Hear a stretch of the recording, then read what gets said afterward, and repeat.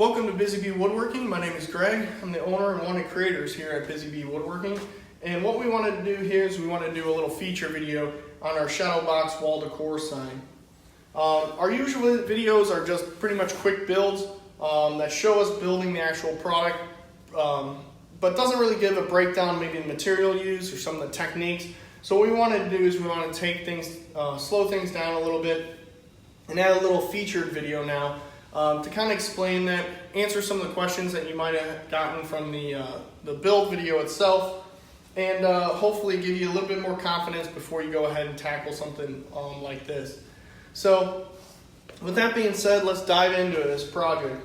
Real quick, material we used, we actually went ahead and we used, this is actually a 100-year-old barnwood that we were able to acquire, and the frame is made out of MDF.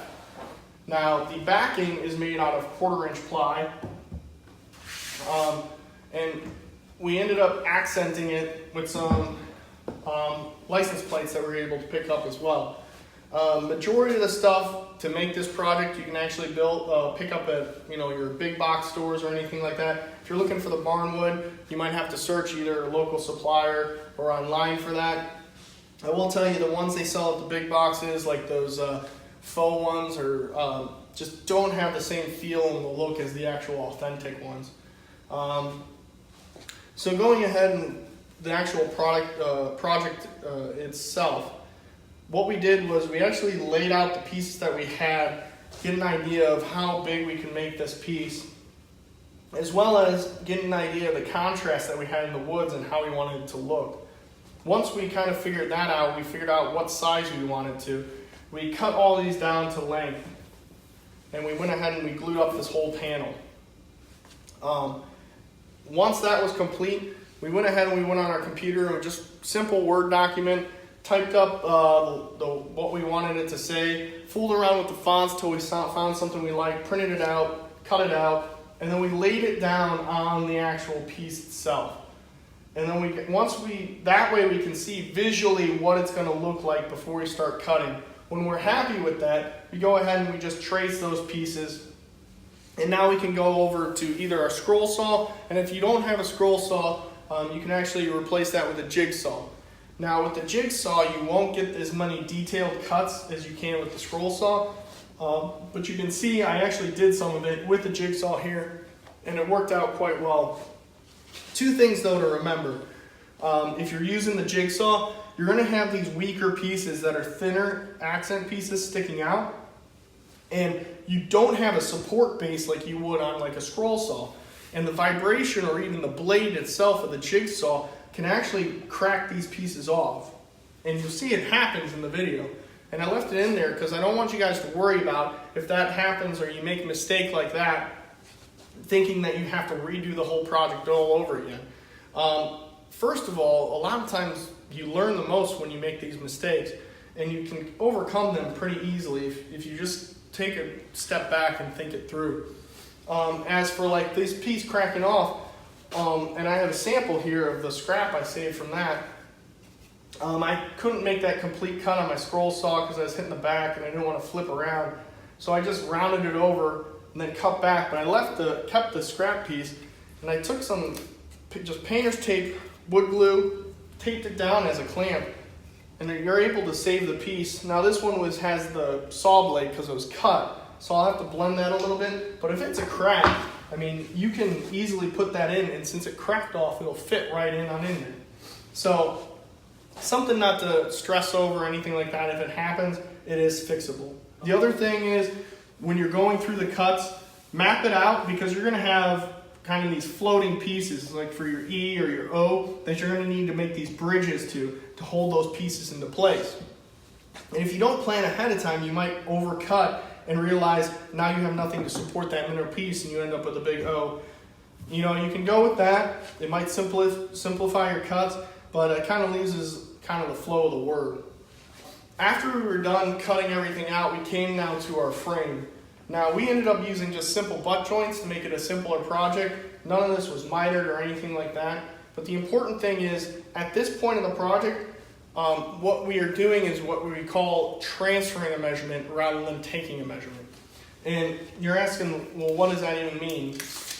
taking a measurement is literally you measure this, and this is 21 1/8. Now I go to my piece of wood, put 21 1/8, make a mark, and make the cut now on my table saw or my miter. Transferring a cut though, or measurement, is actually taking this piece, and you'll see what I did in the video, is I made sure one end was flush to the piece I wanted, and I come down here and I make a pencil mark and put an X on the side that the blade wants to be on. The reason you do that is, first of all, it's more accurate, because as you're making this project and either you're cutting, trimming pieces to make it square again, or you're doing sanding, the dimensions are changing as the project's going on. You'll see this technique actually used quite a bit in cabinetry work. The other thing is you put the X, because if you cut straight down on that line or to the wrong side of that line, you essentially have added the blade's width into your measurement. And if you make an X, you will always cut on the right side and you won't end up with a short piece. So another quick, easy thing, always mark that extra side where the blade goes. When we were done cutting all the pieces for our frame, we went ahead, we took some wood glue and literally took some brads and shot them in there to hold it and tack it until the wood glue comes in. If you don't have an air compressor and a nail gun, that can easily just be wood glue and some clamps. Tacking it though lets you keep moving with the project a little bit quicker. You could also just countersink this, pre-drill it and put a screw in there. Make sure you pre-drill, because if you don't, you will crack your piece. And then just come back with a little bit of wood filler or anything like that, or even a plug, and you can easily hide the screw hole. So after that, we went ahead and we cut the back now to this whole thing.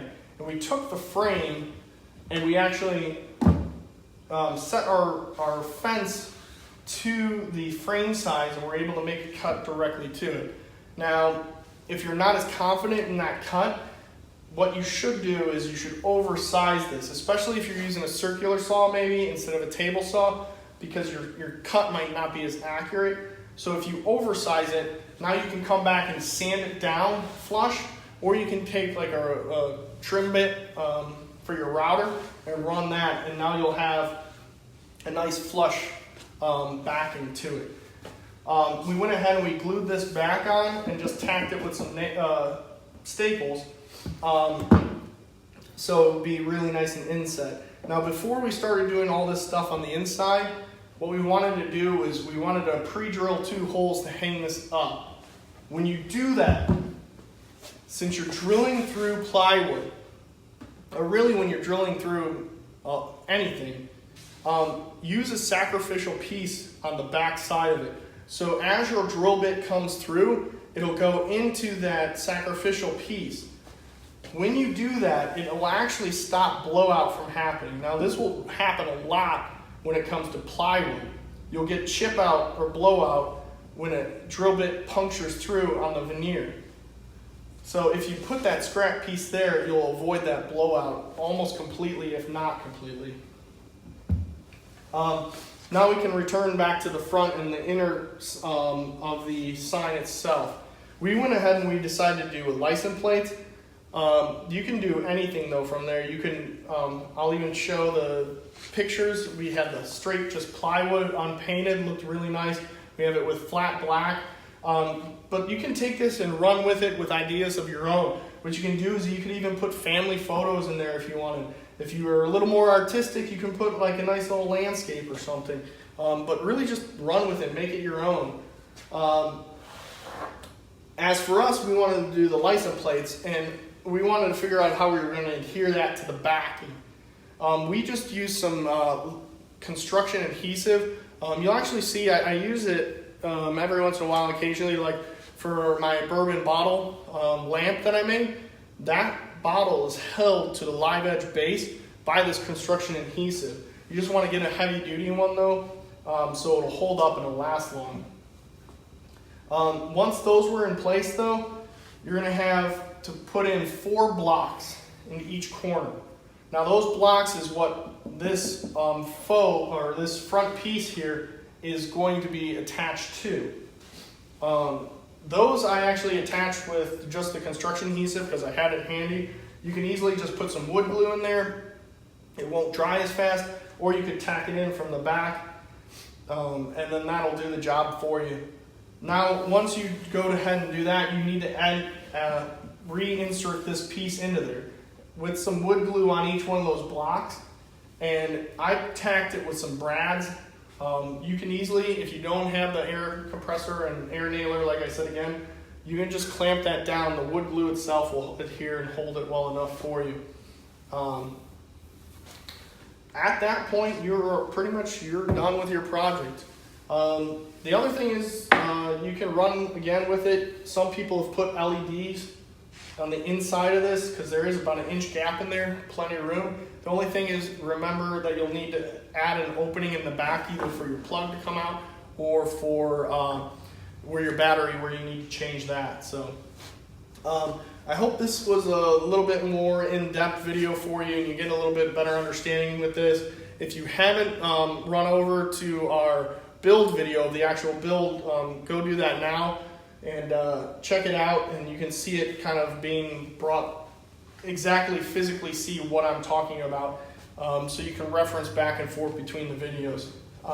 If I didn't answer your question though, you might come about, or you're doing on your own and you have a hiccup here or there and you're not sure how to come across it, leave a comment below or direct message me on Facebook or Instagram, and we'll be glad to answer the question that you might come about, and we get that project done for you. If this is something though that you like, and you just don't have the time to do it yourself, or you just want it now, feel free to message us either on that Instagram or that Facebook.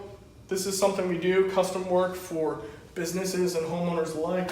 We'll be more than glad to kind of hear your ideas, write them down, and create something that you can hang up in your own home or your own business. So I want to take this time though, I want to thank you guys all, especially those who have been from us from the beginning and supporting us, as well as the new video watchers that might be here watching this video. If you like the video, please give it a thumbs up. Definitely hit that subscribe button. It really helps us out, first of all, as creators, but second of all, it'll have our videos pop up then as we come about them, and then you can see some of the newer things and maybe get some ideas of other projects that maybe you want to tackle on your own, or something that you want maybe in your future. So again, thank you for all the support. Until next time, thanks for buzzing by. I'll go make some dust.